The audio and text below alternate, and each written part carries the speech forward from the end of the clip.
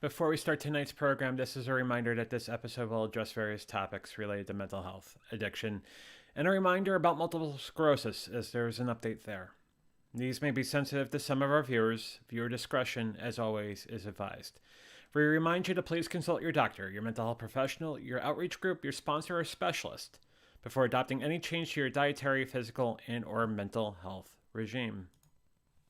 If you're looking for options with respect to mental health, contact SAMHSA, the Substance Abuse and Mental Health Services Administration, at 1-800-662-HELP. That's 1-800-662-4357. The service is open 24 hours a day, 7 days a week, 365 days a year, and is a confidential free information service for individuals and family members facing such stressors. Importantly, if you're feeling suicidal crisis or emotional distress and need to be put in touch with a crisis center, call the Suicide Prevention Lifeline at 1-800-273-TALK. That's 1-800-273-8255. Or go to suicidepreventionlifeline.org. You can also text the word HOME to 741-741. Those resources are also available 24 hours a day, 7 days a week, 365 days a year. And I wouldn't have a disclaimer unless I talk about something that has been paramount in my mind since the beginning of the year, and actually the late portion of last year, and that of multiple sclerosis. The National MS Society is a collective of passionate individuals who want to do something about MS now, to move together towards a world free of unpredictable and often disabling flare-ups of the central nervous system. Such flare-ups disrupt the flow of information within the brain and between the brain and the body. The National MS Society is the largest private funder of MS researchers in the world, investing more than $1 billion to date. MS stops people from moving, but the National MS Society exists to make sure that MS doesn't. To contact the National MS Society, please call 1-800-344-4867. Again, 1-800-344-4867. Or go to their website at nationalmssociety.org. Thank you to all of you who have donated money to this amazing organization. Also, thank you to those that have learned more about multiple sclerosis and demyelination through the work that the National MS Society does. It touches me and over to 1 million people in this country that have multiple sclerosis in so many ways, and I appreciate all of you. And on that, let's begin. Previously on the show, we talked about aspects of physical health, and we also talked about various aspects of mental health and how the two basically play well with each other, or not well with each other. It also becomes a question of how we treat both, because one is dependent on the other. There are many studies that show that a good mental health promotes good physical health, and vice versa. We're going to talk about that again tonight, based on what has gone on in our world in the last 2 years, but also my own personal trials and tribulations with this journey, both physically and mentally. This is the Venture Forward.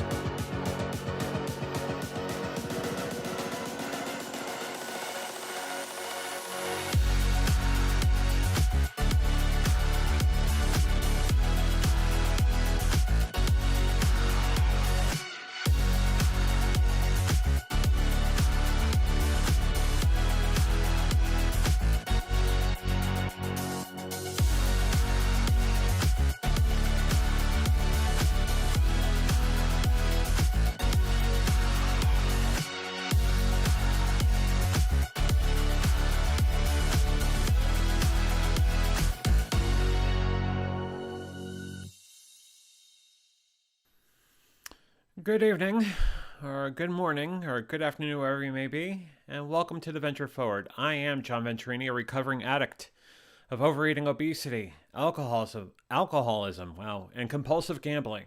And it's an honor and pleasure to see all of you on YouTube, Facebook, and Twitch this evening. Mental health.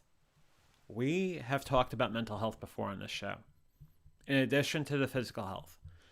But I think given going through another full dose of ocrevus, given through the MRIs, given through the effect of stress with stress causing me, both physically and mentally, and me realizing that it is very important for me to stay on course, it was worth me taking another week out talking about this very topic, because there have been friends of mine coming to me saying, look, I'm trying to deal with this, I'm trying to deal with that, and I want to get a better sense of what's going on.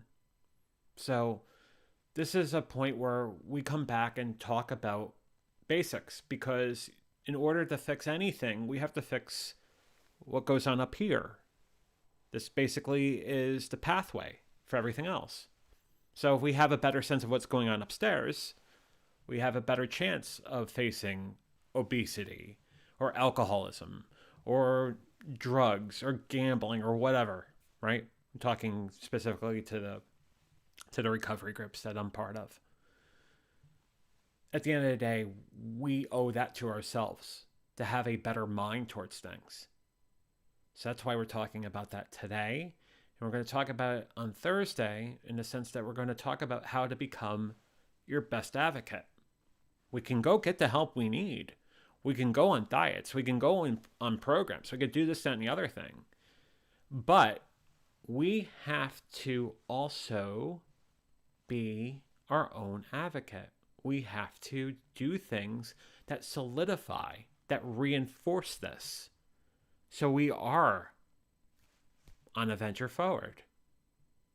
But before I start talking about this and giving a very important update on where we are with the ocrevus and the MRIs that were done last week, but I want to say hello to all of you on YouTube, Facebook, and Twitch. I also would like to talk straight, but that's another story for another day. And the person that gets the door prize over on YouTube is Jamie. Jamie, hello. How are you? Hope you're doing well. We got a Boomax telling me that's a very nice jacket. Thank you very much. Appreciate that. Hope you're having a good evening. Sarah over on YouTube says, hi, JV. Hi, Sarah. Hope you're doing well. And we have Austin, who says, hey, JV. And also says, yeah, I felt this was a topic I needed to join in on. Well, Austin, glad to see you, as I'm glad to see all of you this night or this morning or this afternoon, wherever you may be. So let's talk about exactly what's going on. And what's going on are a whole multitude of things. But I think as far as tonight's show is concerned, we're talking about the MRI. We're talking about the importance of therapy. We're going to talk a bit about my therapy journey. We're also going to talk about the other tools that I've employed. And during this entire show, we'll take your questions and comments as always. So a bit of a level set, and going back to the story from last week in the multiple sclerosis journey, as far as the MRI and the infusion. This is the timeline. We don't have to go through this again, but this is something that has been well on my radar for the last 10 years. The cliffhanger that I was held up on Thursday, in fact, that we spent most of the episode talking about, was what was the results of the MRI. I'm taking ocrevus, medication given twice a year, 4-hour infusions, but then also an infusion that's shortened to 2.5 hours once you're on full dose. That's what last 2 Thursdays ago was, or previous Thursday. It's to attack the CD20 marker of your B cells to make sure that your body's not trying to self-destruct. That's why you take ocrevus or any other sort of disease-modifying treatment. The point of concern was the MRI. I took an MRI the afternoon on the day that I had the infusion. So on October 14th, I went in for a full dose of ocrevus. In the afternoon, I had Yeah, pointed the wrong way. That way. I had 7T MRI. 7T MRI is a high definition MRI. An MRI so crisp that you don't have to have contrast taken because the imagery is so sharp. Um, what are we dealing with? We're dealing with a disease that can cause visual disturbance, loss of sensation, weakness in my limbs, bladder and bowel dysfunction. Fortunately, not much or at all of that.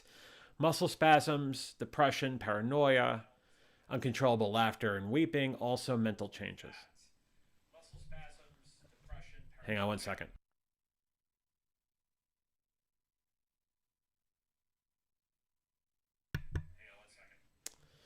I didn't realize I had another browser window with my voice on in the background. So there you go. Progress, not perfection, right? Oh, I still do. Hold on one sec.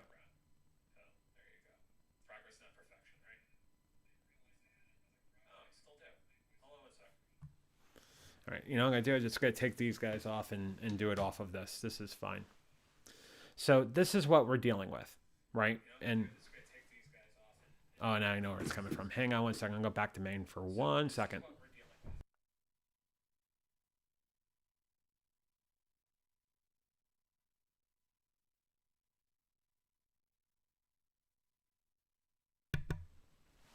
First time that's ever happened, where I had my phone on. Okay. Oh God, that's funny. Oh, that's hilarious. Okay, going back to the presentation. These are some of the things we're dealing with as far as visual disturbance, loss of sensation, weakness in limb, bladder and bowel dysfunction, muscle spasm, depression, paranoia, uncontrollable laughter, mental changes, right? These are some of the symptoms that one may feel. It could be a whole multitude of different things. Um, Based on where the lesions pop up along the brain or the central nervous system is really dependent on what areas of the brain or what area of function is hampered. As I said in the disclaimer 100 times, it controls the communication within the brain and between the brain and the body. So depending on where the lesions are, that's going to be what causes these sort of lapses in our normal function.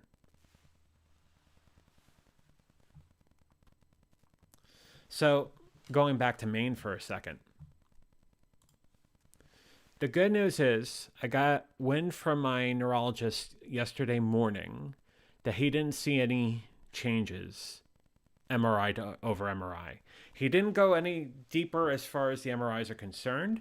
And certainly there's going to be more tests that have to take place. Also, I need to do a comprehensive blood count, CBC, to see where my levels are with respect to how my red blood cells are, my white blood cells, so on and so forth. But the good news is that there is no change in the lesions from July to now, which I'll be honest with you for a second.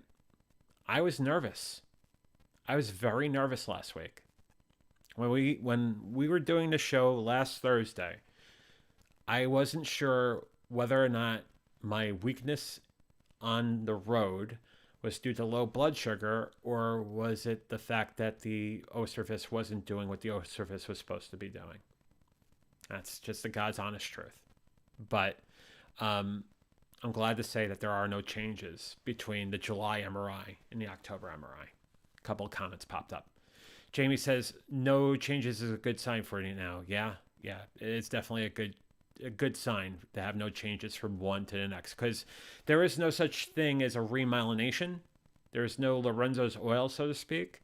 So if the MRIs are the same, one to the next, well, it's a very good sign as far as, well, there are no new lesions popping up. There are no new areas of weakness, no new scarring along the brain or the central nervous system. So indeed. Jamie says, I'd be nervous too. And Austin says, yeah, that would make me extremely nervous as well. Yeah, that's kind of what I was dealing with on Thursday and all weekend until I got the email in Epic from my neurologist. So I'm glad to say it's not a thing right now. And knock on wood, we go into the next MRI in January and it'll be the same. And I'll go back in April for the next round of ocrevus, because as long as I'm not getting any more lesions or any sort of further decrepitness of my brain, the myelin sheath of my brain cells or my brain pathways or my central nervous system, that's the best thing I can ask for right now. So thank you for your comments, by the way. I appreciate it. So let's talk about mental health, because we talk about one of the major sort of symptoms at play with something like multiple sclerosis and where the scars may cause issue. And uncontrollable weeping, paranoia, depression is definitely part of it. It's definitely part of it. And, honestly, there have been days with respect to the latest round of flare-ups as late 2020 onward where I've had bouts of crying, bouts of depression, bouts of anxiety, all of it. So that's why this mental health journey has taken such a larger scale turn for me, in the sense that I have to be cognizant of these things. It's why we've talked more about mental health now in the last couple months, and certainly this season. And we will continue to do that going forward, because it is important, an important thing to talk about. Outside of the fact that, let's talk about this for a second.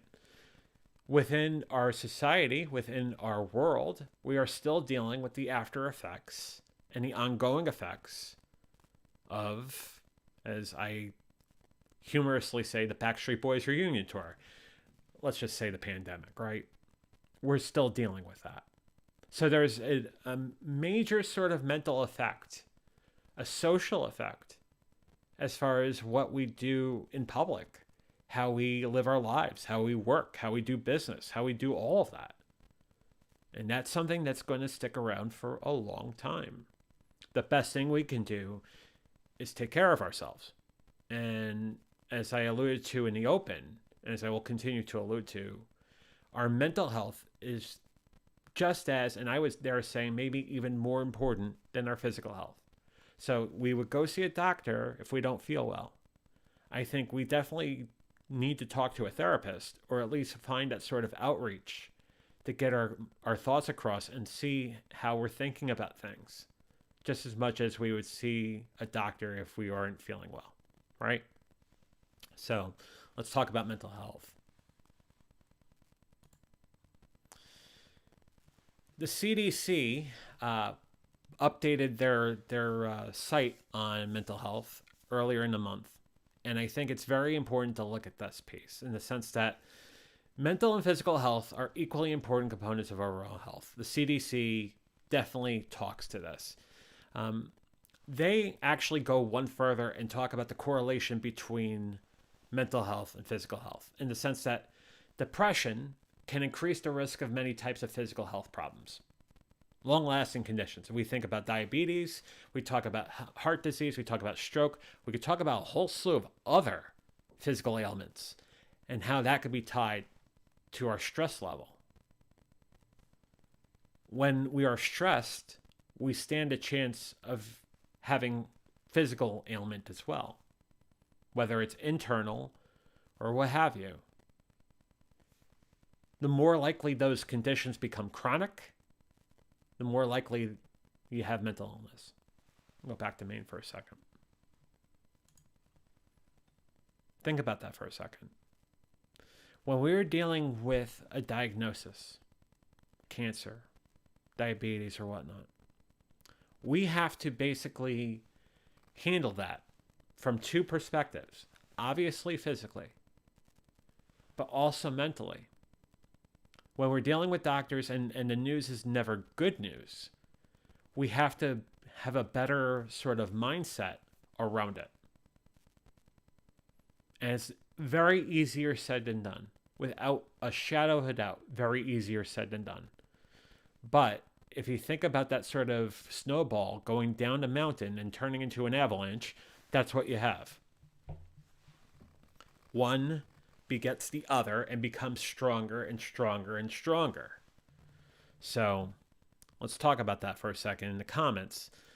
Jamie says, I could go down to that I can get down to that because when our mental health is poor, our physical health will suffer, vice versa too. Without a doubt. Without a doubt. Austin says, yeah, I eat more when I'm depressed. Luckily, I have a high metabolism, but it's still not great for me. Yeah. And that's the sort of thing that we've talked about before in the show, in the sense that metabolism grows weaker over time as you grow older. So it's something that if you're fully aware of what's going on, the better off you are. So, just something to keep an eye out for. Paul says, oh man, eating and depression go together like peanut butter and chocolate, which is also pretty delicious when you get depressed too. Good point, Paul. Very good point. And Jamie says, yep, I either eat too much when I'm depressed or not at all. And that's what happens. We talk about not having a normal metabolism or a normal relationship with food when we're dealing with mental stress. And that's certainly one example of that, without question.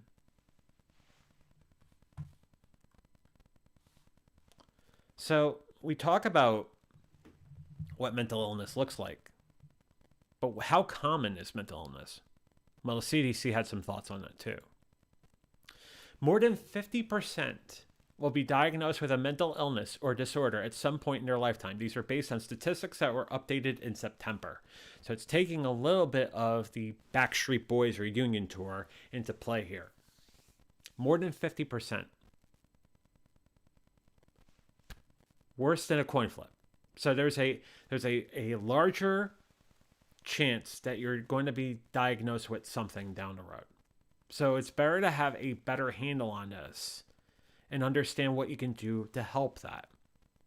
The CDC continues and says 1 in 5 Americans will experience a mental illness each year in a given year. So 20% this year.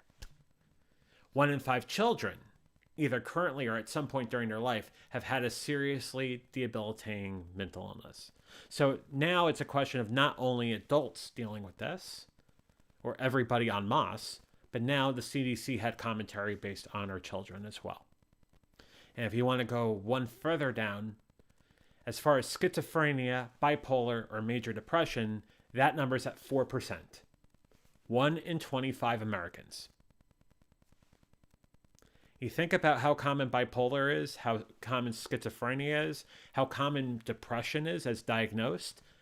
The CDC puts comments out to that earlier in September. 1 in 25. 4%. Going back to Maine for a second. Austin says, I had an ex that was anorexic and I saw what that did to her body, and something sparked that made me not want to be like that. Yes. I mean, we learn from each other, don't we? We try to care for one another. We try to show the largest amounts of compassion. But when we see something like that, that also becomes a wake-up call for ourselves as well. So I'm not surprised to say the least, Austin. Jamie says, I believe anxiety is the #1 diagnosis for children these days. It is. I don't have the actual number for that. I can get that in time for Thursday's show, but it's definitely, if not #1, it's top 5. But it's up there. And Jamie says to Austin, I bet that was hard. And I agree. I bet that was really hard, Austin.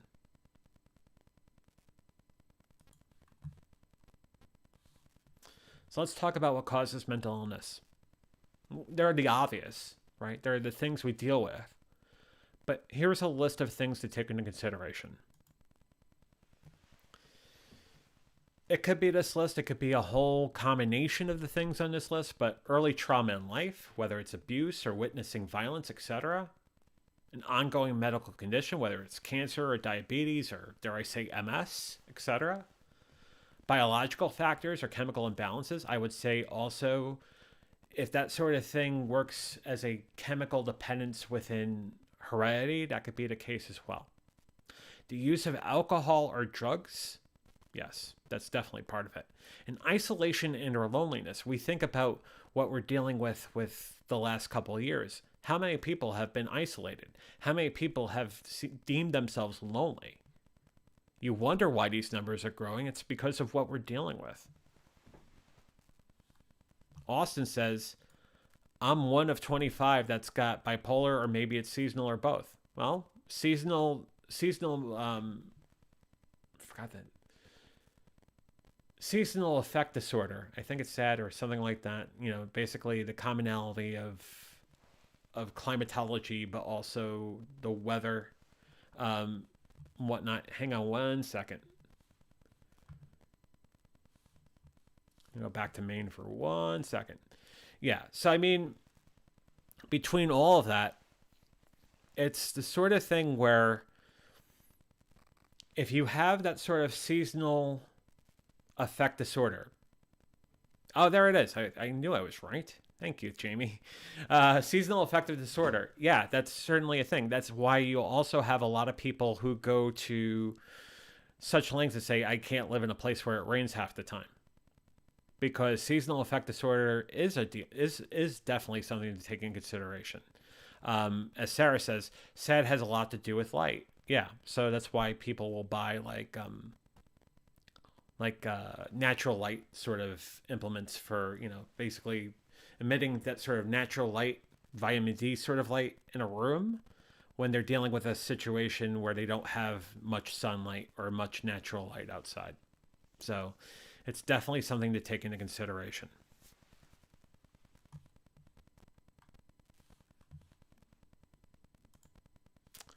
As far as 2020 is concerned, the Backstreet Boys reunion tour, I will keep on using that joke until. There are two things that were very fundamental in a study they did in Australia, the Queensland Centre of Mental Health Research, in that depression and anxiety climbed globally by more than 25% in 2020. A devastating ripple effect of the pandemic that has affected women and young people. Now, there are statistics as far as men are concerned as well. It's not as high as 25. If I remember correctly, it was like 16 to 18%. Major depressive disorder and anxiety disorders in the pandemic calculated that each increased by 28 and 26% respectively last year. So these are massive numbers. And I'm going to show you numbers momentarily with respect to a study that the Cleveland Clinic did. At the end of the day, no matter what you're looking at, no matter what source you're looking at, there is an increase as far as mental health diagnosis in the world. What has this caused? Increased use of telehealth providers. So you're talking BetterHelp, you're talking Cerebral, you're talking about a whole bunch of others that are out there. As well as fast-tracking national usage of 988, which is a suicide prevention hotline. This is a United States number, but let's talk about that for a second. 988 is going to be a number that by the middle of next year will be basically good to go, I think, in all 50 states that you can call if you're dealing with suicidal ideation. Much like a 911, much like that. 988. So it's something where it is such a need that there is a national 3-digit number that we can employ to treat that.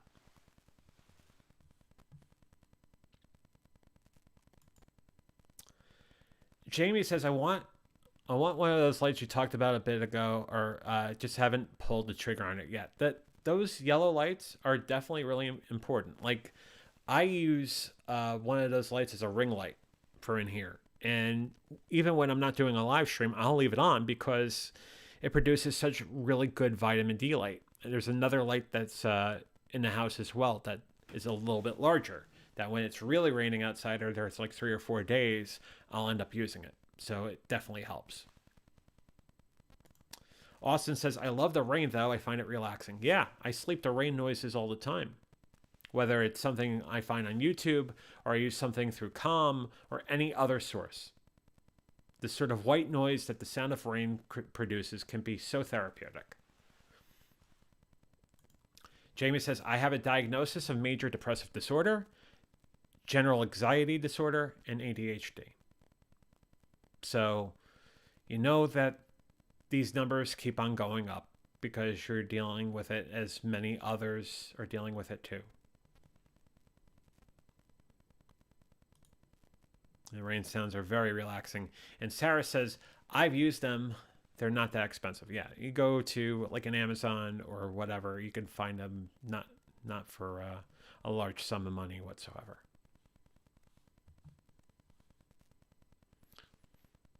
Bit of a side note. I think the fact that my phone was on has me a little bit off kilter, but there you go.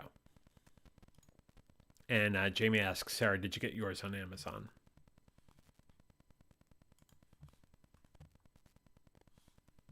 So we talked about what they found in Australia through the Queensland Center. Let's see what the Cleveland Clinic had to say about this. And they do a study called the Healthy Now Survey. It's done twice a year. They were looking at the results of the 2021 survey versus the 2020 survey. In that, in 2021, 82 of the respondents agreed that mental health is just as important as physical health. So that number keeps on going up as far as our perception of how important mental health is. When we talk about emotional strength, we look at it through more empathy, through positive coping skills, a desire to give back and helping others. 33%, 32%, 30% respectively. There's been a 20 to 25% growth in depression and anxiety as far as the respondents in the survey. So that's another thing to take into consideration. Those numbers are increasing even in a survey that asks about your mental health. It also goes into important coping mechanisms as far as the importance of a strong social system. We talked about, how important our social system is, a social support system is previously. It is a very important thing. We need community, whether it's virtual or physical or what have you. We need our community. Adequate sleep, definitely a priority. 20% more agreement with that statement than in 2020. So you think about everything that took place between 20 and 21, and people feel more resonant about this now. And then if that isn't enough, the question of eating healthy was definitely higher in the 21 survey than it was in 20. People realized the things that they need to do to start coping and those sort of mechanisms. Whether it's a question of sleep, whether it's a question of being with social circles and being more with a community, all of that, eating healthy, there has been a greater sort of cognizance of these things. Now, whether or not people are starting to really take that, we'll find over time, because you're going to learn that over a long term and not just a short term as well.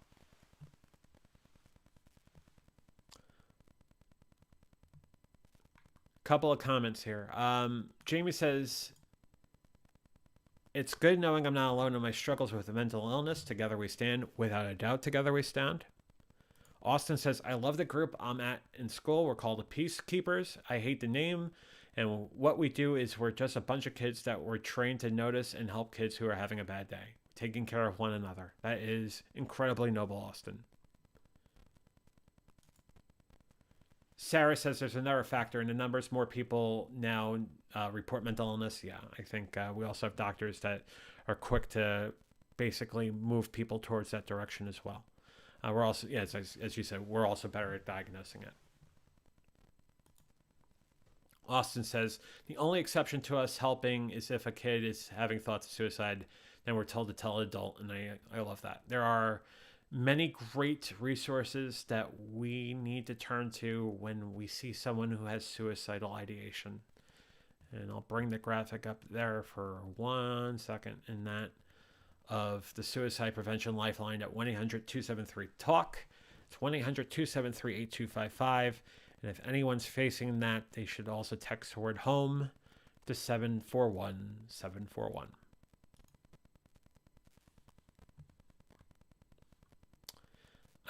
And then as far as the, you can find them on Amazon or a local lighting place. Those sort of natural mood lights are widely available. So definitely worth the investment if you're dealing with a seasonal affect disorder, that sort of thing.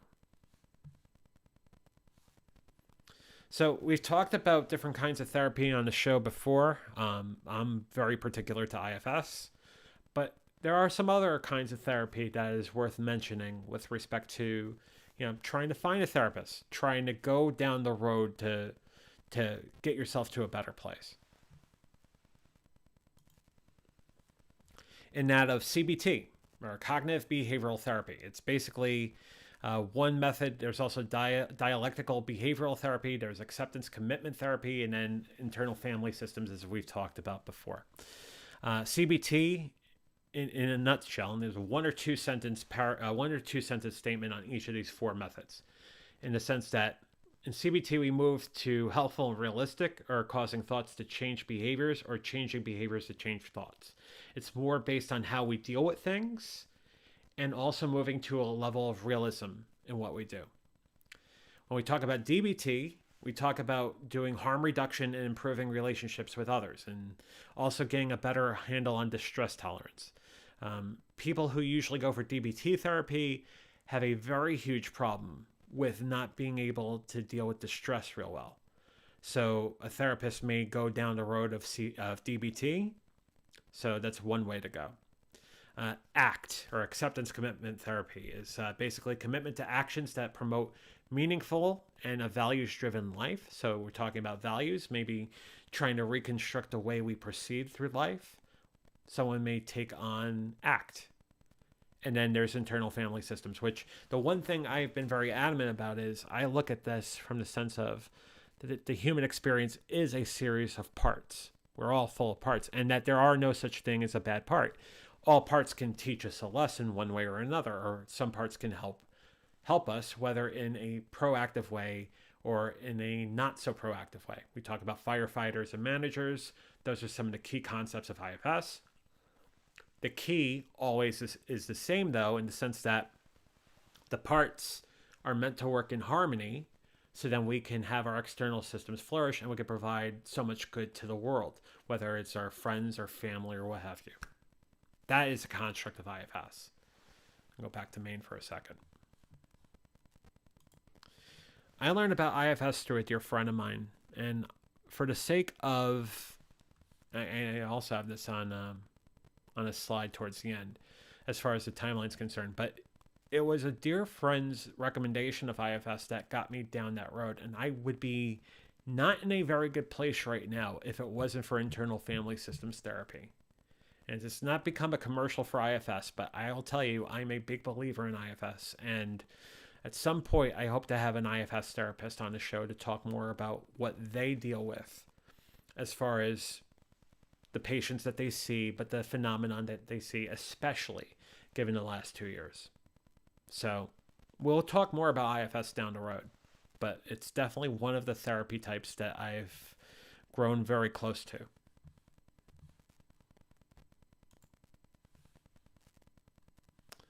So then here comes the big question, right? I'm seeking therapy. So I decided, okay, I need to get therapy. I'm not in a good place right now. What do I do? You can find a provider at a site like psychologytoday.com. They have a vast network of providers in your area based on all different kinds of therapy types that basically provide therapy for many different kinds of communities. Whether it's a question of, you're dealing with relationship issues or what have you. It is a very large network, a very large database of therapists that you could find out more information of therapists in your area. When you do find a therapist, the next thing I'll say, and I don't have this on the slide, is find 2 or 3 of them, in the sense that you're going to need to form a connection with the therapist you see, because one, you're going to want to learn from the therapist, or you want the therapist to take in all the information from you so they could come up with a better plan forward for what you need to do. But second, it's the sort of thing where you want to be able to work on your own mental health with that person. So when doing 2 or 3 and finding the one that's going to resonate, take that seriously. But then when you do find one and you do commit to one, take the session seriously. But always do your own research to validate and proceed down the therapeutic path. therapy is not going to resonate and is not going to do its full effect unless you take it seriously. You do your homework. And to that point, you should do all your homework and come to each session ready to work on you. Because at the end of the day, you go to those sessions, whether weekly or bi-weekly or what have you, to work on you, to get to better mental health.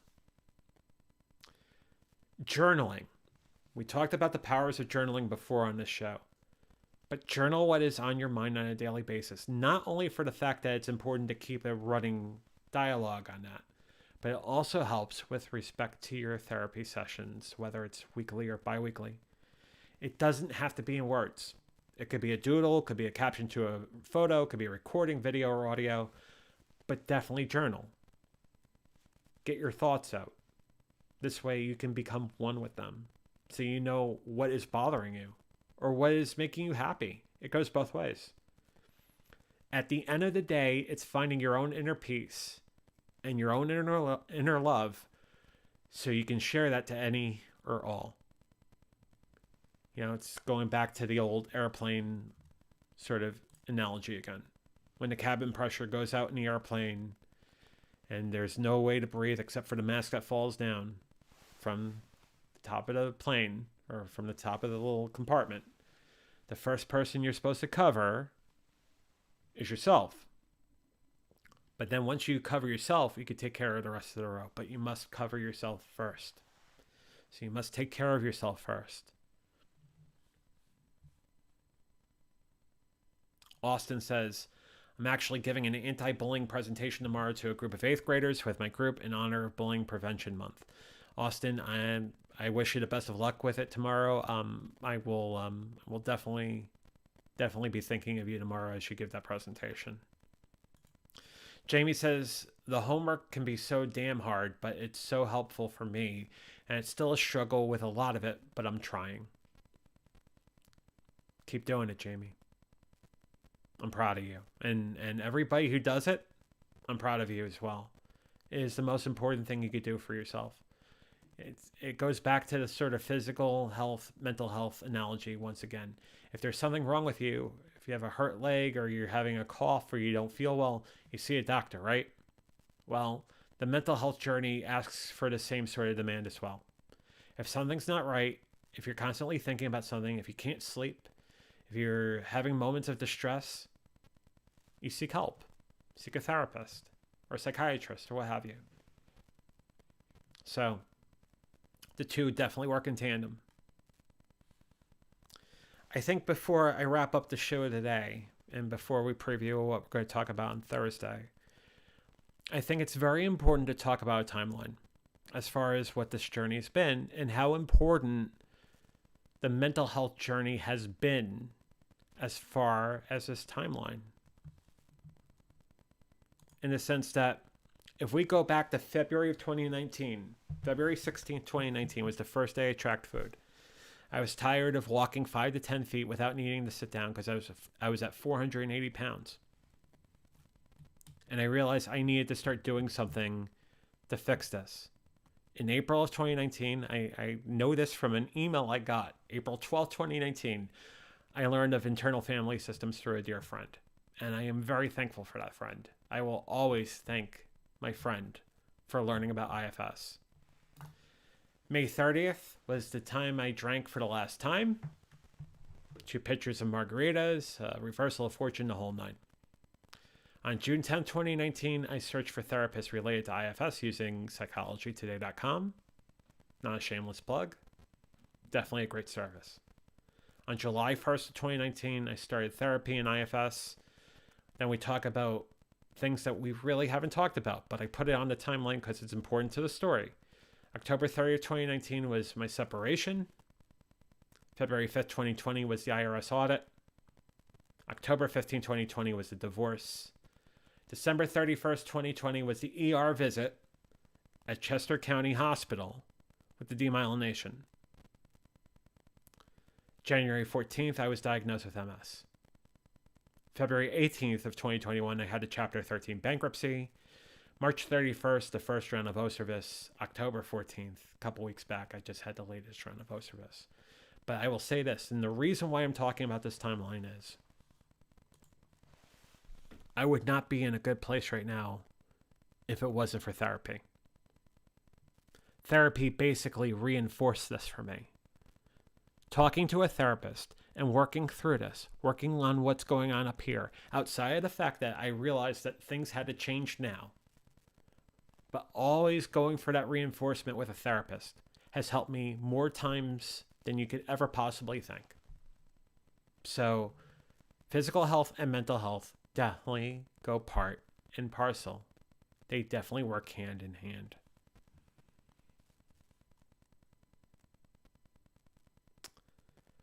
Sarah says doing the homework is critical. A lot of people go to therapy and expect magic, but it's not magic. No, it's not magic. It's going to be representative of the work that you put into it. If you're not going to put the work into it, then therapy is not going to serve any sort of use to you.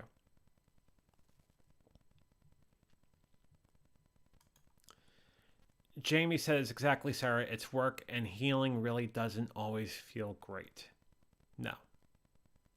But even through turbulence, sometimes we find clearer skies past the clouds and the thunderheads.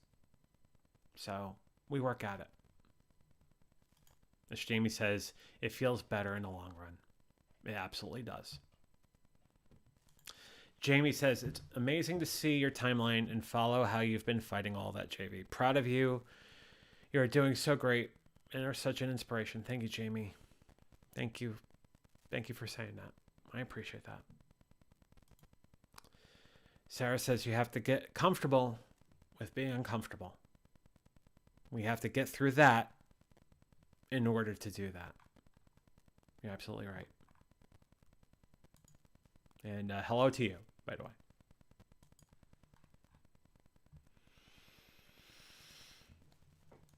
Yeah, it is a lot in a very short time. This is the part where I'm going to have a sip of coffee because